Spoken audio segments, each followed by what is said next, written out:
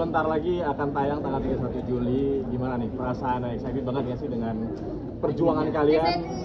Mana, senang banget. Deg-degan. Deg-degan. Aduk, happy banget juga ya. Yup. Iya.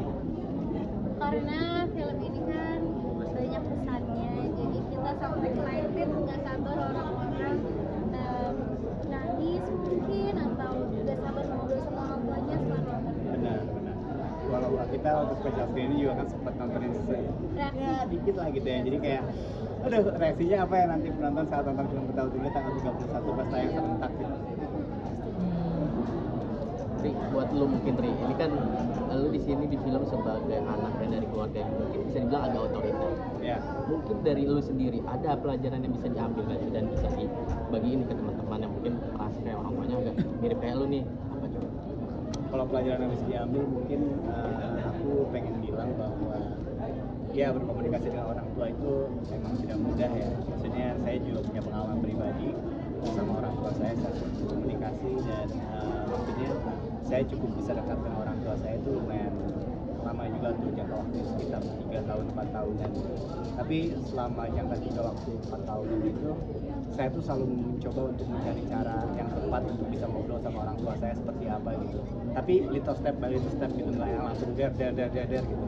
Saya juga harus nyari gitu, apa sih cara penyampaian yang tepat, cara kita untuk berbicara sama orang tua itu seperti apa gitu. Dan akhirnya seiring berjalannya waktu, aku akhirnya menemukan cara yang tepat untuk bisa berkomunikasi dengan orang tua gitu. Itulah yang bisa membuka hati aku dan orang tua aku masing-masing saat kita berdiskusi dan berargumen gitu. Kalau misalnya ada satu kata untuk menggambarkan film bertahun itu apa sih dan kenapa katanya? ganti-gantian. Daryl mungkin dari lu. Aku satu kata. Dua nggak apa-apa bisa satu. Berhak.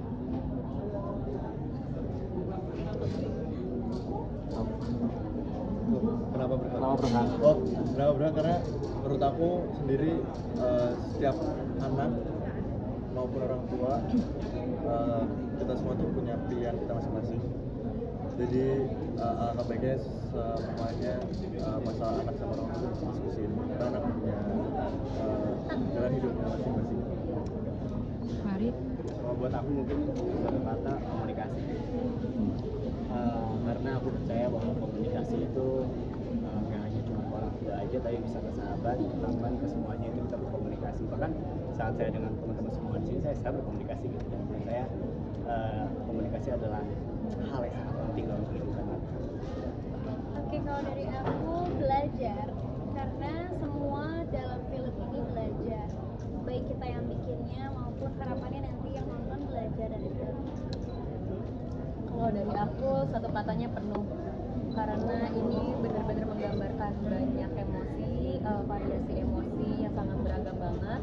Jadinya harapannya penonton bisa dapetin perasaan-perasaan yang lain yang mungkin dulunya dipendam dan akhirnya ke-trigger lagi dengan film. Nah, mungkin seperti kita dengar tadi di press con kan film ini tidak hanya menjadi pelajaran bagi yang nonton, tapi ternyata juga bagi kalian para case-nya. Mungkin pelajaran-pelajarannya seperti apa mungkin yang mungkin deep banget yang kalian rasain dan dalam diri kalian sendiri gitu. Setelah kalian sendiri mungkin kalian memainkannya, tapi setelah kalian menontonnya gitu. Kalau aku sih, tadi aku juga dikit di dalam, kalau aku belajar untuk berani untuk bikin apa yang kita mau gitu ke orang tua kita. Karena selama ini yang menurut kita nggak akan boleh, itu tuh ada di pikiran kita doang gitu. Sebenarnya orang tua kita juga orang yang baik, mereka juga jadi orang tua baru belajar. Jadi kitanya harus kasih tahu juga kita maunya apa, biar sama-sama belajar.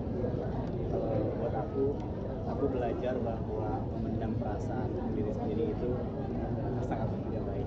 Dan aku rasa cerita ke teman terdekat atau support system itu bisa mengembalikan rasa percaya dalam diri kita masing-masing. Kalau aku tadi yang pertama Mas Jero kemarin sudah dijawab tentang belajar tentang komunikasi sama orang tua, terus juga belajar menjadi support system yang baik untuk orang-orang yang ada di sekitar kita.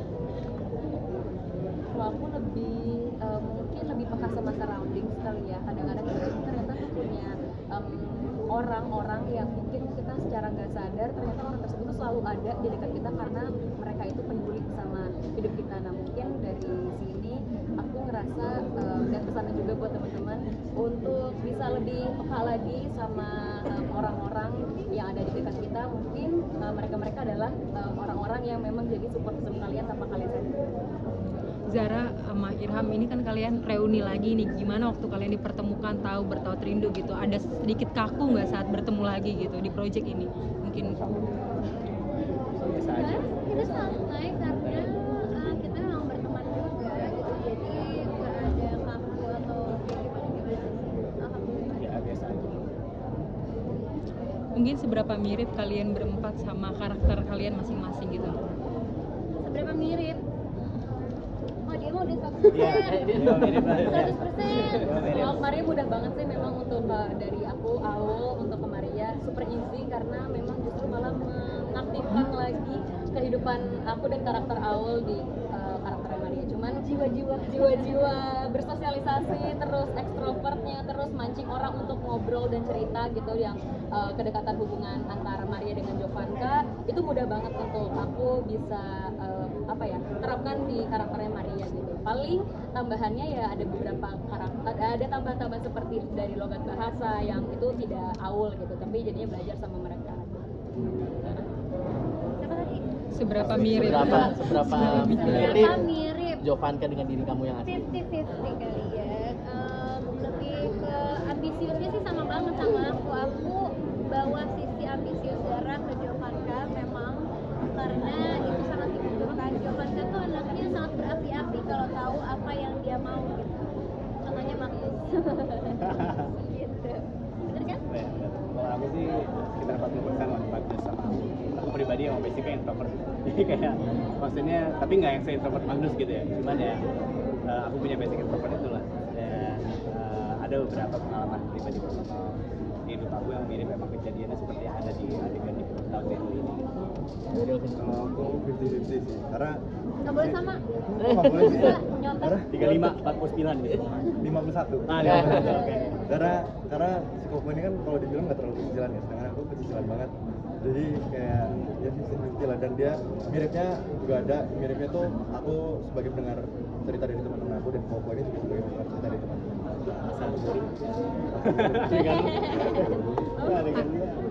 Ari mau nanya yang syuting di atas apa namanya curug itu seperti apa dan itu malam juga kan? Nggak boleh, spoiler. Oh, nggak boleh ya? Oke.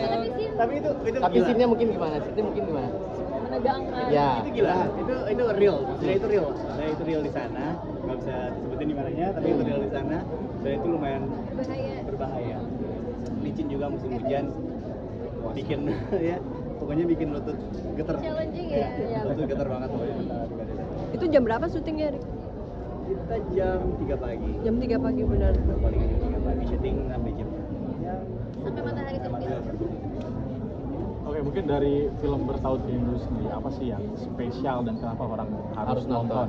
Karena ini kalau orang lihat dari luarnya mungkin kayak remaja-remaja ABG, tapi ternyata ini dalam banget. Mungkin apa yang spesial dari ini? Kalau menurut aku yang spesial dari film Bertaut Rindu ini, aku merasa bahwa film Bertaut Rindu ini dia mempunyai sisi edukatif dan dia juga mempunyai sisi hiburan yang sangat menarik. Jadi cocok banget buat ditonton nanti sama semua orang. Sinematiknya juga menarik banget. Jawaban gua tuh. Maksudnya kita bareng aja maksudnya. Bareng aja nggak usah. Oh iya. Kamu harus beda ya, Ber. Beda. Gue yang harus beda nih. Beda. Aku setuju ya, Paul. Setuju ya? Sinematografinya tapi bagus kan, gambar-gambarnya gitu, apalagi gambar-gambarnya Magnus pas di kamera gitu kayak bagus banget, memanjakan mata Iya, ya. benar. Bener-bener kayak kenapa kita akhirnya di blue gini ya, jadi kayak bener-bener berkelindan banget sama saya, berhubungan banget sama Iya, warna-warna kehidupan.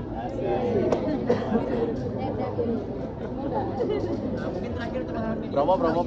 Ari, mau nanya dong, di sini kan kamu sudah depresi gitu kan ya. Iya. Nah itu gimana sih setelah selesai syuting masih ke bawah Masih ke juga bawah nggak nggak gitu? yang tadi Perasaan depresinya dan campur aduk dalam karakter mungkin.